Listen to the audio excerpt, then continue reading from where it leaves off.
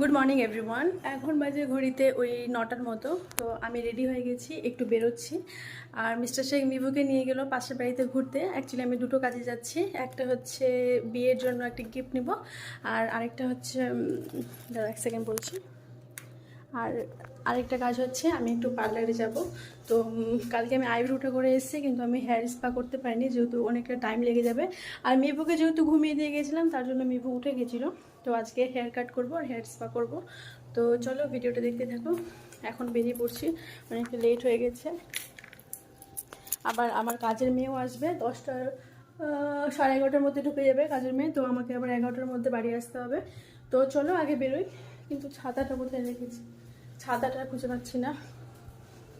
এখানে অনেকটা লেট হয়ে গেল। তো বেরিয়ে পড়েছি বাড়ি থেকে। আর প্রচণ্ড রোদ বাইরে, আমি সানগ্লাসটাও ভুলে গেছি।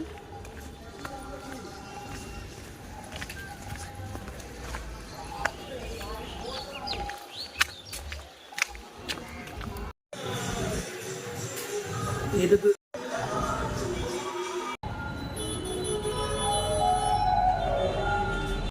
ওকে, গোল্ডের দোকানে কাজ কমপ্লিট করে চলে গেছিলাম পার্লারে, যেখানে আমি বরাবরই যাই। সেখানে গিয়ে আমি বললাম যে আমাকে একটা ভালো মতো ফেসিয়াল করে দাও। তো ওনারা আমার স্কিন টোন দেখে, আমার স্কিন টোন ওয়াইজ আমাকে বললো যে লোটাসের একটা গোল্ড ফেসিয়াল করো, যেটা তোমার স্কিনে খুব যাবে। তো ফেসিয়ালটা আমি খুব একটা করি না, এই নিয়ে আমার থার্ড টাইম হলো। এক টাইম বিয়ের টাইমে করেছিলাম, বিয়ের পরে মাঝখানে একবার করেছিলাম, আর এটা নিয়ে থার্ড টাইম হলো। তারপর সেটা করার পর আমি বললাম যে আমার চুলটা তো পুরোপুরি ড্যামেজ হয়ে গেছে, চুলেও কিছু একটা করে দাও। তো ওনারা আমাকে সাজেস্ট করলো হেয়ার স্মুথনিং করাতে। বাট আমি হেয়ার স্মুথনিং করাতে সাহস পেলাম না, যেহেতু সেটা করলে করতে থাকতে হবে, চুলের প্রচণ্ড পরিমাণে যত্ন করতে হবে, যেটা আমার দ্বারা একদমই হবে না। তাই ফুল লেয়ার কাট করে নিলাম আর চুলটা একটু হেয়ার স্পা করে নিয়েছি। আমার চুলটা পুরোপুরি ড্যামেজ হয়ে গেছিলো, তো দেখতে পাচ্ছ একটু শাইনিং এসছে, মুখেও এসছে, চুলেও এসছে। তারপর দেখো এই গিফটটা, যেটা তোমাদের আগের নোজ রিংটা দেখেছিলাম, সেটা আমি নিই। আমি যাকে দিব সেই ব্রাইডকে ফোন করেছিলাম, আর তার চয়েসে এটা নিয়েছি। তো কেমন লাগছে তোমরা জানিও।